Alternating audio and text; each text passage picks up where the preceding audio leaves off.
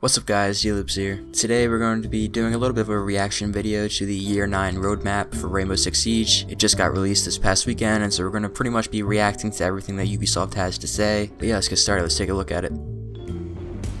The seasons of Year 9 represent a new way to reinforce the tactical shooter we all know and love. For Year 9, we have 2 new operators, and we're revisiting old operators also. We want to give them a second. Alright, so from what this guy just said right off the bat, we have 2 new operators coming out this year, and then as well as a reworked operator, so... Life. Really bringing it up a notch, the same way that we did with Lord Tachanka. It all starts with okay, so they're talking about a rework like the same way we did with Tachanka. Something crazy, almost an entirely different ability. That could be quite interesting. I'm not sure what we're looking at here with operator, but I'm sure they probably won't announce that until it's, time for it to come out. Year 9, Season 1, Deimos is joining the fray. In the Season 2, this is the first time we're introducing our new Operator Remaster, and it starts with something special. It's the Recruit. We're not introducing 1 operator, but 2 operators free for every player in the game. So there's gonna be like 2 recruits now? Like you start out with 2 new operators? That's interesting. They said it's a Recruit Remaster, not a rework. And also, when you get the Battle Pass, you'll receive an operator voucher. What is that? If the player already has all the operators unlocked, they will get an operator voucher? Does that mean you just get to unlock any operator you want? If that's what they mean by that, that's like a really good reward for the Battle Pass. Season 3, we'll be going to Greece with a new operator for Siege. And Greece? Okay, that's interesting. I don't think we had anyone from there yet, so that's cool. Finally, Season 4, which introduces our second remastered operator. Okay. That's the remastered operator, and it looked like it had the American flag behind it, so some American operator getting remastered. It's everybody's favorite American who needs an update. Everybody's favorite American who needs an update. Could that be Blackbeard? Player protection. For the player protection cell, the #1 priority is very clear. Siege is a competitive game, which means that there is no room for cheaters in it. Earlier last year, we released Mousetrap. And there was a lot of success with this new technology. Also a lot of failures, but continue. We are working on making sure that there are less circumventions for the tech, and that we will continually reinforce it throughout the rest of the year. QB was another technology that we introduced last year, and we do know more support is needed, which means improving detection models and reinforcing it with better encryption. This year, we're rolling out improvements to banning based on statistics and data, making sure that we can tackle these subjects a lot faster and apply it much more broadly to the entire Siege population. So at least they're trying to do something with the hackers, with the cheaters. When it comes to specifically our PC players, we will be introducing new technology that is dedicated to PC bans, making it harder for cheaters to get back into the game. When it comes to toxicity, one of our biggest features will be the reputation system. We're bringing further developments this year, making sure that it can go online officially and ensuring that you can trust the system based on the feedback that you've given us. On top of all of this, we'll make sure that the Mousetrap detections will plug into the reputation system as well. I mean, how hard was this to do to begin with Mousetrap? Like implementing it right away? I don't know. Maybe I'm arrogant, but... Toxic text chat. We will be making improvements there as well. We'll be introducing automated machine learning text detection that will reduce the amount of toxicity that you'll see in the chat. We promise to introduce more communications on the topic of anti-cheat more regularly, making sure that we communicate to you every 2 months. Interesting. All right, now we got some balancing ideas coming in. Going into Year 9, we're refocusing our balancing philosophy around 4 primary targets.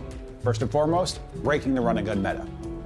Siege is all about that fantastic gunplay and that great strategy and utility use. We want to make sure that's married together and always has a role in every round of Siege. Number 2, we're reinforcing our attacker lineup. And third, a very important one, is better identifying the points of frustration for you, the community. And last but not least, it's about time. That is one thing that is so great to hear. Hearing them talk about what the community wants, because man, this Rainbow Six Siege community, if there's one community that's, you know, the most passionate gaming community out there, it's gotta be Siege. I mean, also this is kind of uncomfortable. This dude's like way maxing out the sleeve roll-ups, dude. Like that's not just a single roll, that's like a triple roll right there, man. Anyways. communication. We want to communicate more transparently and be more proactive with how we communicate to you, the community, as we listen to your feedback. We're starting year 9 strong with going after that run and gun meta with an ADS adjustment and final attachment overhaul that completes the package we started some time ago. I'm not going to react too much to this because I already did have an initial reaction with the video that I already linked, so go check that out if you want to learn more about the sites. But yeah, I think this is going to be really huge for, you know, breaking that run and gun meta that they were just talking about, you know, with getting rid of the 1.5 scope and everything like that. I go into it pretty in detail in that video, but I think this is definitely huge. Although having Ash R4C ACOG definitely doesn't help the whole run and gun thing, but there'll also be a weapon class update for the LMGs. They've been in timeout, and we're letting them come back out to play.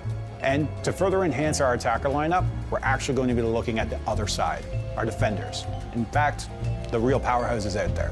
This is Azami, Solus, and Fenrir. And that's just scratching the surface. There's plenty more updates coming throughout the rest of the year.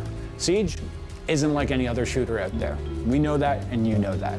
It's important for us to embrace that in its full capacity and make sure that we're always moving towards that intended gameplay, which is the tactical, strategic, team play-based, moment-to-moment action that we all love. Player comfort and long-term progression. When it comes to player comfort in a game like Siege, it comes down to 2 things. One is having more control over how you want to play the game, and the other is making sure that we celebrate achievement in the game itself. Early in the year, when we're talking about long-term progression, we'll be introducing a feature that many of you have been asking for a long time. We call it the Locker. This is a place where you can sort all of your inventory. Previs for us is actually a long-term journey in year 9. We're starting with throwable gadgets, then in Season 2, we'll be looking at drones, and then further on in the year, we'll be... Okay, well this is quite interesting. So, the locker system I think is going to be awesome. It's definitely something we need. So for the more player comforts, we got the rappelling improvements, talked about that. Projectile trajectory improvements, we talked about that in the last video too. And after Action Report 2.0, I'm not really sure what they could do to change that. Maybe they just change the interface, or maybe they add more statistics, I don't know. And then a drone jump pre-visualization. And then further on in the year, we'll be looking at more deployable gadgets. It was very important that this feature does not lower the skill ceiling. This is a way that you can be confident in your gameplay, and for everybody who wants that kind of customization, this is a completely optional system that you can turn off if you don't want to interact with it. In Season 3, we're introducing 2 meaningful things for long-term progression. The first is badges. This is a way for you to celebrate the hard-earned achievements and challenges that you accomplish in the game of Siege. Okay, this is interesting. I don't know if this really matters, like this kind of, I don't know, I couldn't really care less. I think this is an idea from Apex Legends, if I'm not mistaken. I don't know. Correct me if I'm wrong, I haven't played Apex in like 4 years. But then you have like all the badges you can put on your screen to like flex on everybody. The other place for long-term progression is a home where you can track all of this, the career page. This is a place where you can track performance, your stats, the badges that you equip, and everything else that has to do with your career in the competitive game of Siege. And also, that is a fantastic addition. Like, that is going to be huge. Also, we're letting you jump into the shooting range while you're matchmaking. In Season 4, we're trying to ensure the best possible experience when it comes to the matchmaking algorithm. We're also working on an update to crossplay, allowing console players to play with their PC friends. Oh god. You can opt into this experience if you want to play inside of the PC pool. Now that's a slippery slope, but... So we'll be evolving this over the course of year 9. Okay, I like that. That's all. Everything that he just talked about is very interesting. I think this is going to be a good year. This year, we really want to focus on following up on our promise to bring the best training tools to Siege. That's why we're really going to be focusing on all of the players, making sure they have the training tools they need to be able to execute whatever strategy they intend to. We're really happy with the reception of Versus AI playlist, and that's why we want to follow it up strong in Season 1 with 5 new maps, new Defender AIs, and being able to play more attackers as well. I don't know. I never really got into the Versus AI game modes. I don't know. I couldn't care less for it. I'd rather just have Terrace on at the end of the day. It's still a cool idea. It's a cool concept. It's just something that I don't really have much of an appreciation for, but maybe I should. And we're not stopping there. We're bringing new content in Season 2 and Season 3 as well. On top of that, we're also delivering the AI attacking playlist. That means for the first time, you'll be able to play defense and attack in an AI match. Expect AI attackers to drone, to clear roamers, and plant on site. I mean, that's pretty cool. We think this will be a great way to bring your friends into Siege. We know that map knowledge is really important, and that is why we're bringing new maps in Season 1, but also Season 2 and Season 3 as well. Map knowledge isn't the only skill you need to become a champion. And while the shooting range is a great place to warm up your aim, it's not the same as navigating through maps and clearing targets.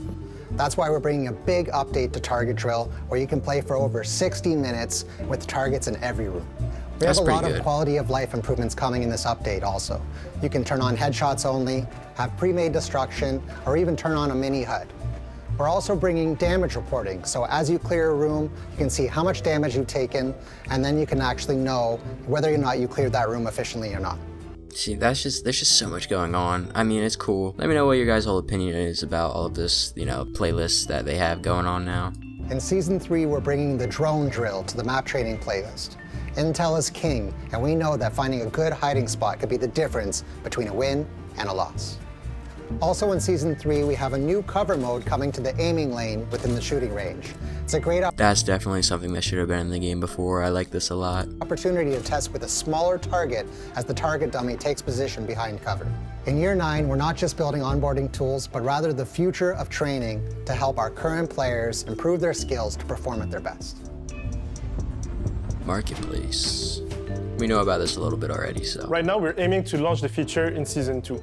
The philosophy behind the Marketplace is that we want to make sure that the feature is polished, functional, and as secure as possible. So this means that the beta is going to be running up until we feel that the feature is up to your standard and up to our standards. So for you, this means that you can still sign in through the QR code or through our website. And if you haven't checked out the Marketplace yet, you should definitely go check it out. It's actually really interesting. You can still give us your feedback in order to build this platform together. We will be finalizing the maps within Quick Match 2.0, bringing the entire map roster to Quick Match. Standard will be getting new filtering so you can choose between ranked, all maps, or only the non-ranked maps as well. Okay, within ranked, we're bringing exclusive cosmetics that you can earn every season. Siege Cup is a brand new time-gated tournament that happens every 2 weeks. Participation within the Siege Cup provides specific rewards, so make sure you grab your friends, squad up, register your team, and we all know that feeling. At the end of the match when your heart is pumping and you just need to close it out, there's going to be no other feeling like the Siege Cup.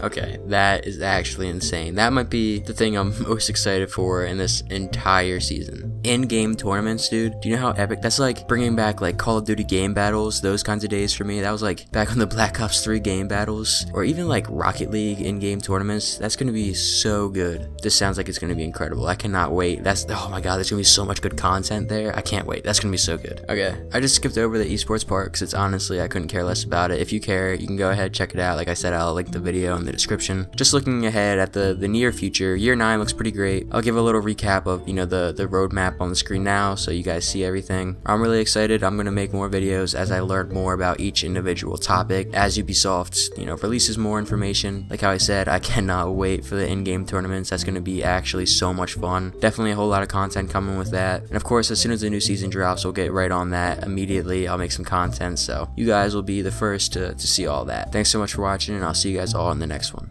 Peace.